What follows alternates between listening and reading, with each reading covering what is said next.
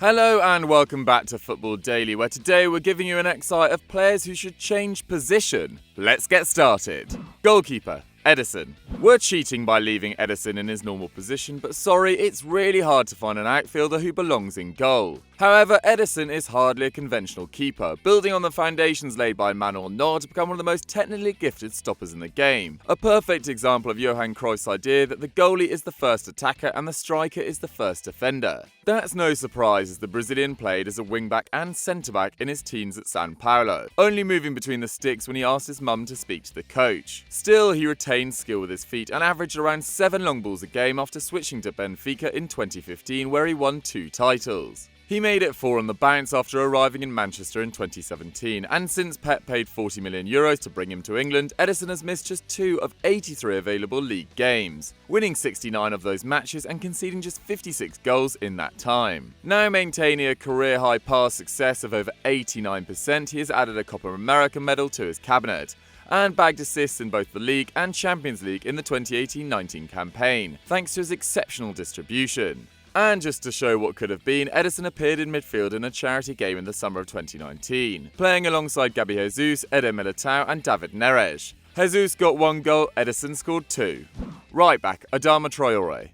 In 2018-19, Wolves were among the best sides in the Premier League. By their expected goal difference, the Midlands club deserved to finish 6th, and the exceptional form of Diogo Jota and Raul Jimenez, involved in 14 and 20 league goals respectively, meant Adama Troy Ray only played 900 league minutes, producing 1 goal and 1 assist. That's hardly the output required of a forward, but Traore is far from a write-off, as his pace, skill and work rate mean that he could have a home as a right wing back. Only Jota and Cavaleiro managed over 1,000 minutes and 1.5 dribbles per 90 last season. And Wolves' conservative midfield, combined with that lack of one-on-one threat, means they can often be contained too easily. So Traore is in many ways the perfect solution, with 6.5 dribbles per match when he played, comfortably the best mark in the Premier League. He also produces around 1.5 chances per game, with over 2/3 of those coming from crosses. And his pace would make him extremely hard to get past defensively, with his 2 defensive actions each match likely to rise if he played in the backline. Still only 23, the Spaniard clearly has the attributes to be useful at the top level. It's just a matter of finding a role which maximises his strengths. And with 16 Premier League teams currently taking more shots than Wolves, the club have nothing to lose by gambling on the youngster. Centre-back, Fernandinho. We're cheating again here, as Fernandinho's move to centre-back started in the 18-19 season. And to date this season, all the Brazilian's league appearances have come in the heart of defence. It's a far cry from his early days at the club, following a €40 million move from Shakhtar in 2013, when he paired Yaya Toure in midfield, winning the title in his maiden campaign, creating 1.4 chances a game and winning the ball back over 6 times per 90 minutes. But before we go any further on this rundown, please just a quick reminder to subscribe to the channel and hit that notification bell to never miss a video. In his first 2 years in Manchester, Fernandinho attempted 89 dribbles and completed 70, while in the last 2 years he's attempted 51 and completed 41, showing that finally at 34 his legs may be starting to go. But he remains an excellent holding player, with around 4 tackles and interceptions a game, while his almost magical ability to avoid cards with only 1 every 5 appearances since 2017 is invaluable for a centre-back. Of course, he's a brilliant distributor too, and since moving into the backline, he's averaging a 94% pass accuracy and nearly 5 long balls a match, both career highs and vital following a severe injury to Pep's normal quarterback Aymeric Laporte. While Vincent Kompany, David Silva and Yaya Toure will always be seen as the club's greatest Premier League players, helping deliver City's first title, it is Fernandinho who truly established them at the top, helping turn City from a very good team into the greatest side in the history of the division over the course of nearly 300 games for the club. An icon who deserves even more than the 9 domestic titles and Copa America already on his CV. Centre-back, Cesar Azpilicueta. Cesar Azpilicueta has already won a Premier League playing as a centre-back, and in fact both of the Spaniards' domestic titles came while playing out of position, with his previous medal earned at left-back under Jose Mourinho. But Azpi himself has always principally been a right-back, and at 5'10" he certainly doesn't have the usual physique for somebody playing in the middle of the backline. What he lacks in height though he makes up in anticipation though, leveraging all his athletic ability to win 60% of his aerial duels since arriving in England. In fact, Azpi is the case study for intelligence's value over pace and defence, as he averaged nearly 6 tackles and interceptions a game in his early days in the Prem, despite never possessing top-end speed. In latter years that has declined, but he still rarely makes errors, succeeding with over 80% of his challenges he goes into. And he's an underrated passer too, as under Antonio Conte, only Cesc Fabregas played more passes per game than the defender. Amazingly, he even managed to contribute to the attack from the right side of a back three, perfecting a chip ball into the striker which brought him 6 assists in the 17-18 season, his best in a single campaign despite playing the most reserved role of his whole spell at Chelsea that year. Now 30, Dave is clearly on the downslope of his career and is likely to face stiff competition for his place from exciting youngster Reece James in the future. But if he loses that battle, the former Marseille man, who has missed just 2 league games since 2015, could still have a contribution to make at centre-back. Left-back, Abdul Diallo.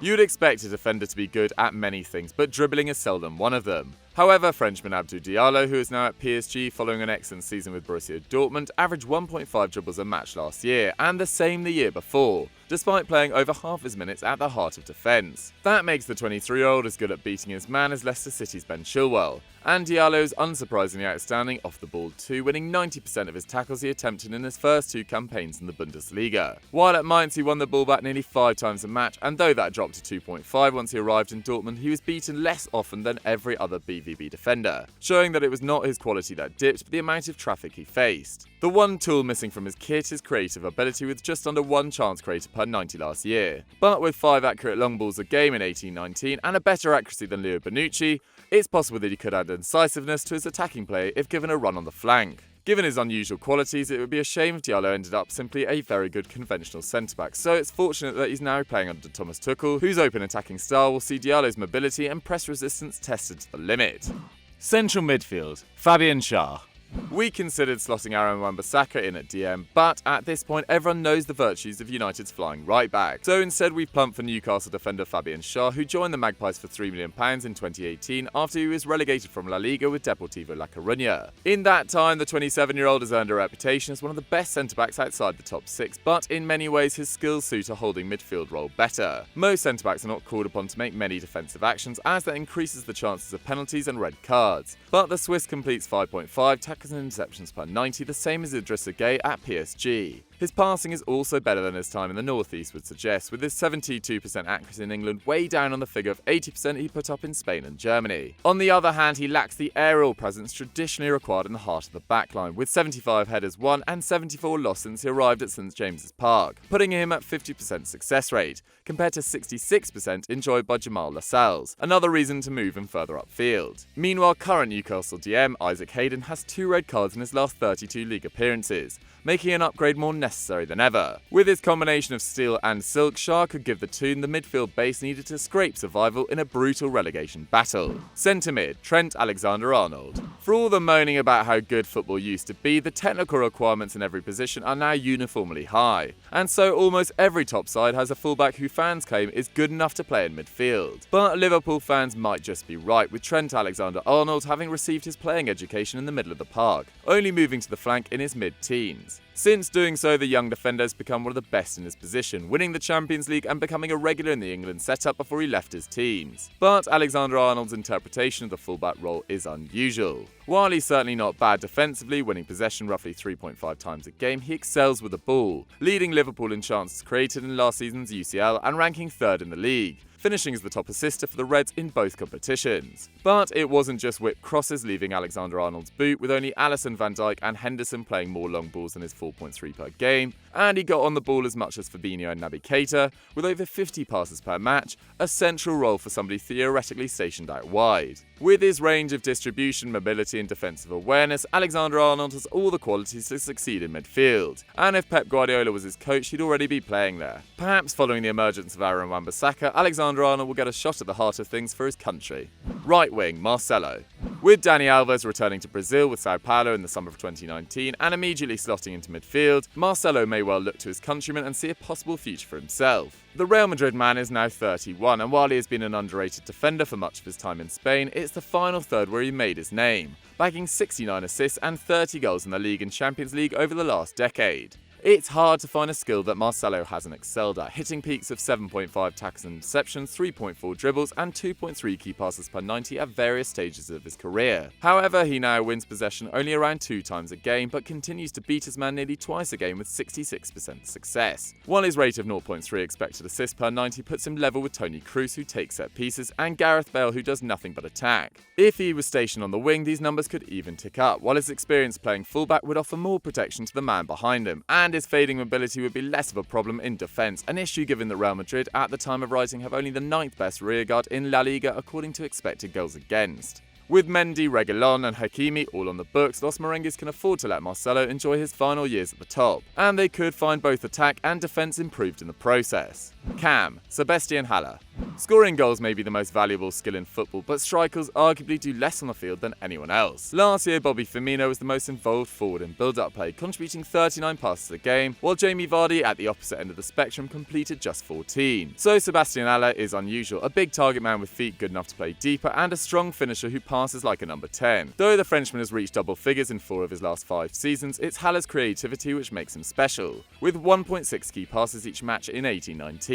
That gave him 0.3 expected assists per 90, more than Salah, Maddison, Ousmane Dembele or Jadon Sancho. And he showed mobility in possession too, completing over a dribble per game. Meanwhile, his shot numbers remained relatively unremarkable despite their high quality, with 2.3 a game only marginally below his career average of 2.6. While defensively he stepped up in London, winning the ball back nearly 3 times a game for Pellegrini's men. All this means that despite having the physique of a number 9 from the 90s, Hala is much more akin to the tricky playmakers of the 2000s, and could flourish in the hole behind a dedicated poacher. However, after 4 goal involvements in his first 6 games for West Ham, we doubt he's dropping back anytime soon. Left wing, Sead Kolasinac. In his final season at Schalke, bruising Bosnian Sead Kolasinac was a ball-winning monster, putting up 6.5 tackles and interceptions per 90 Wan-Bissaka numbers, as well as contributing to 8 league goals in 24 starts, making his free signing a no-brainer for Arsenal. But under Arsene Wenger, the left-back's defensive output halved, and the Gunners conceded 51 league goals, their worst record during the Frenchman's spell in charge. However, Kolasinac remained an attacking weapon with 6 goal involvements, and the following year under Unai Emery, his influence in the final third became more pronounced than ever. 42% of Arsenal's attacks progressed down his flank, second highest in the league, and he ranks 17th in the division for expected assists with a better tally per 90 than both Liverpool fullbacks Christian Eriksen and James Maddison. As a result, it's easy to see why it'd make more sense in an advanced role, where instead of being a fullback underperforming defensively, he'd be a winger overperforming defensively, whipping balls in and covering for the actual left back too. Not the worst idea in a Gunners outfit struggling for any cogency at the back. Still just 26, Kolasinac is undoubtedly physically gifted and has an eye for a final pass. Skills which a savvy coach should be able to find a use for, whether in London or elsewhere. Forward, Ruben Loftus-Cheek.